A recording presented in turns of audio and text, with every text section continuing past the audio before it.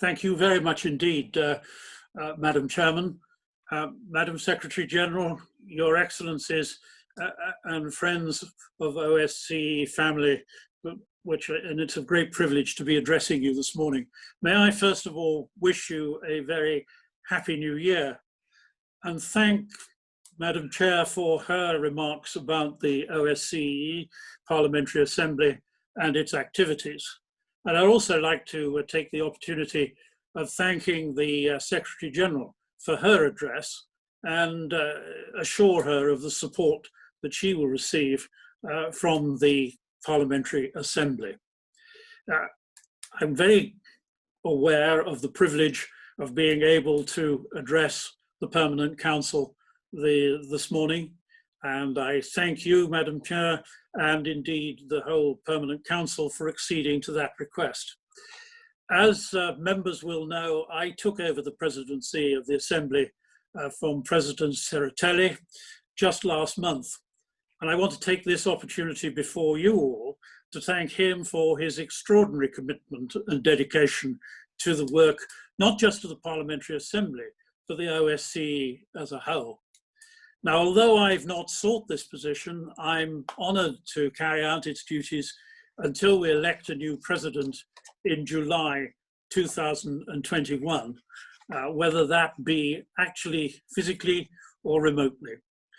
You may rest assured that together with the rest of the Parliamentary Assembly leadership and with the assistance of the Secretariat, we'll carry on the good work that's been undertaken in recent years. In the light of my long-standing association with the Parliamentary Assembly, I can attest how much of the OSCE has benefited from an enhanced partnership between the chairmanship of the executive structures and our parliamentarians.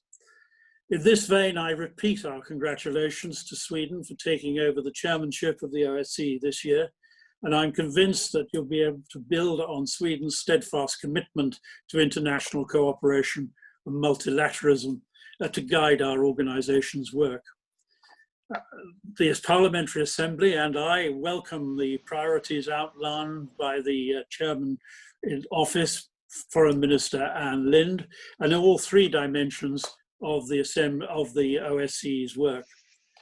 I note your emphasis on living up to the commitments laid down in the Helsinki Final Act and the Charter of Paris, which all OSCE participating states freely adopted. You can rest assured of the continued full engagement of OSCE parliamentarians in supporting these and your chairmanship's projects throughout the year.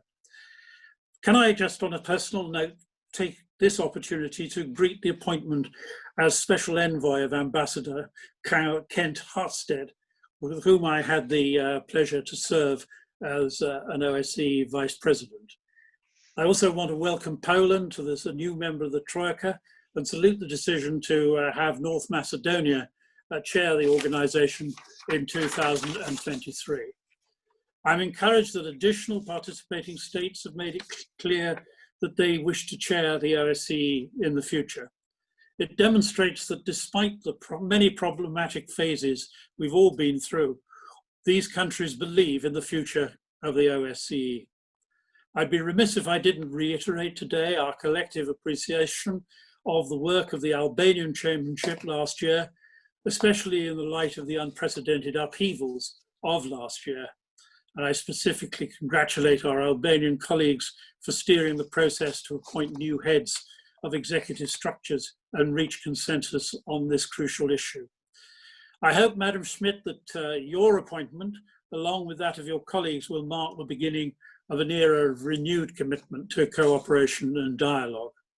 And I wish this new team every success. And perhaps the Permanent Council will forgive me if I single out the ODIHR director, Matteo Matacci, who served for a number of years as chair of the Parliamentary Assembly's Human Rights Committee.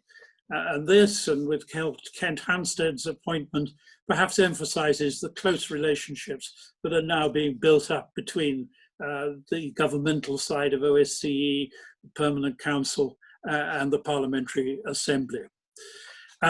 In this context, I'd also like to express my deep appreciation for the efforts made by Secretary General Montella, who has just started his second term of office, to ensure that the Parliamentary Assembly works closely with all the institutions in the interests of delivering real results to the citizens of the OSCE area. We enjoyed excellent cooperation with ODIHR some 10 days ago when we deployed 2 election observation missions over the same weekend in Kyrgyzstan and Kazakhstan. These, along with sizable missions we deployed to Georgia and the United States, show that we remain determined to help OSCE participating states implement their democratic commitments.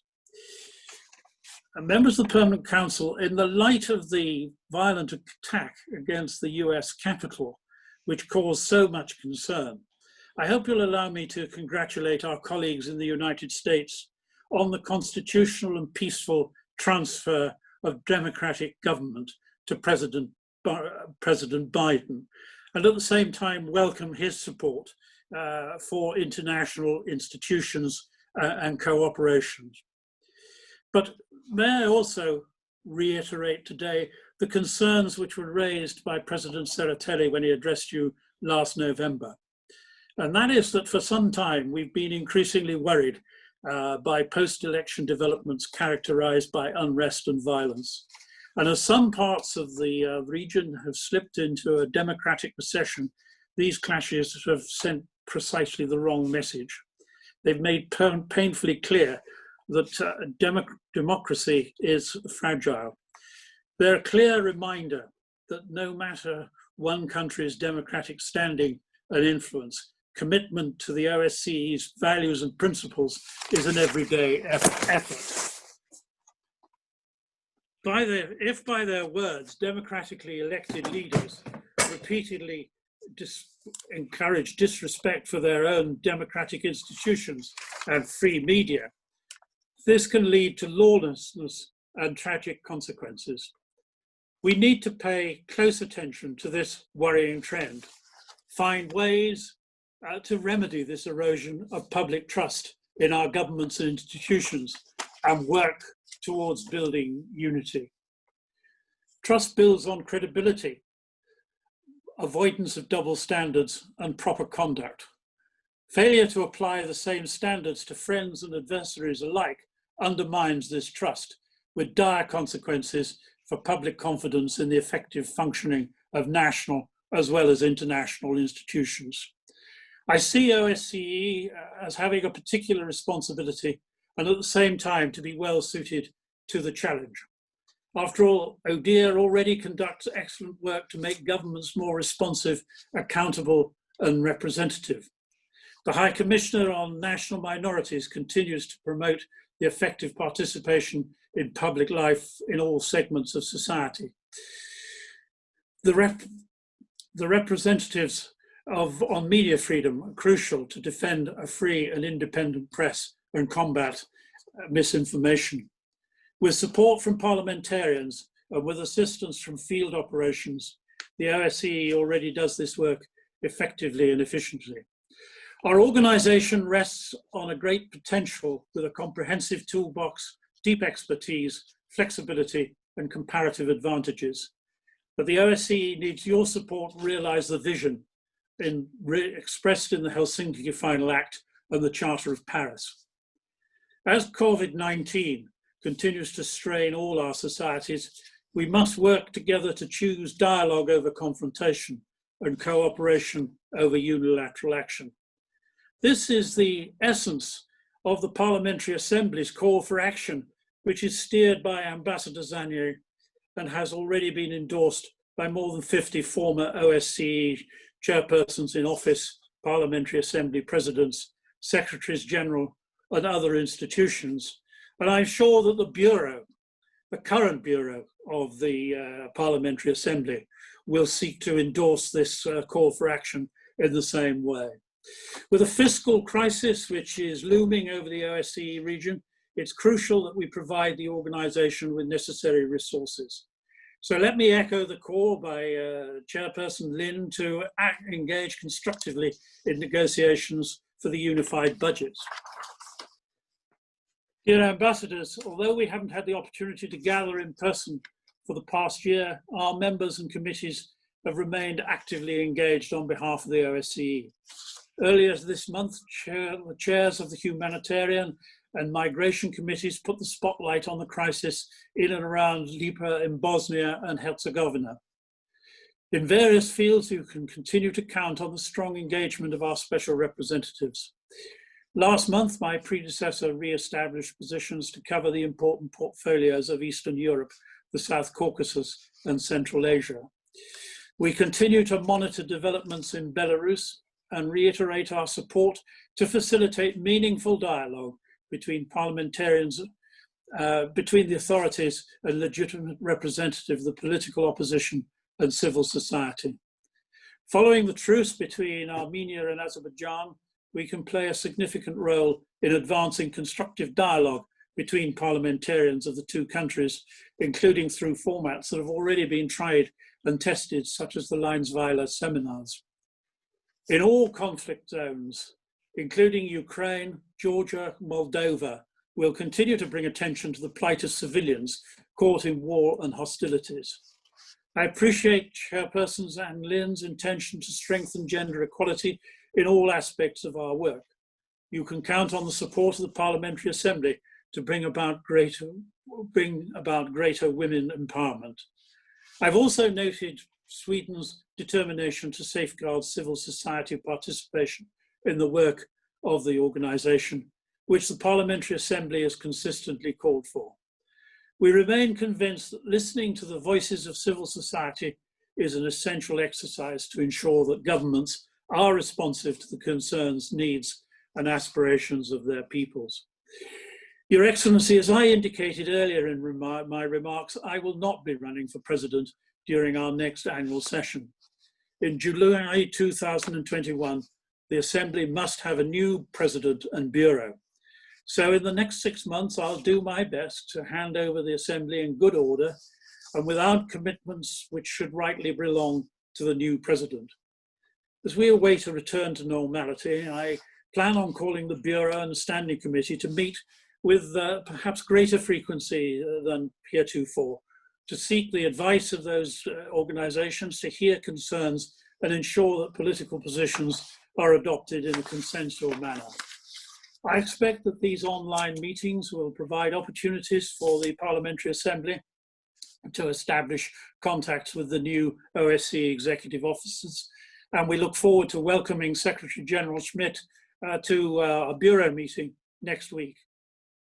As you know, we have unfortunately decided it's not possible to hold our winter meeting in the Hofburg as usual, and preparations are currently underway to hold the event on an entirely online basis. We look forward to your participation in what's been a unique opportunity for direct interaction between parliamentarians and the governmental side of the OSCE for close on 20 years. Looking ahead to July 2021, I find it most important to ensure that we have the rules and technology in place to hold remote elections in the event we're unable to meet in person for our annual session. I also intend to try and bring to the annual session a set of proposed revisions to our rules. A lot of work has been undertaken, and that initiative was launched after our annual session in Luxembourg in 2019.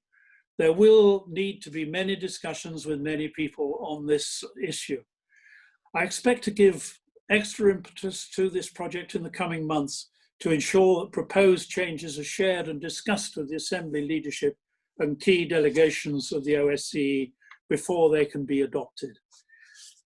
Madam Chairperson, I thank you very much, and the members for your attention. I look forward to your comments, and we'll try to answer any questions if you have any that you may wish to put. Thank you so much.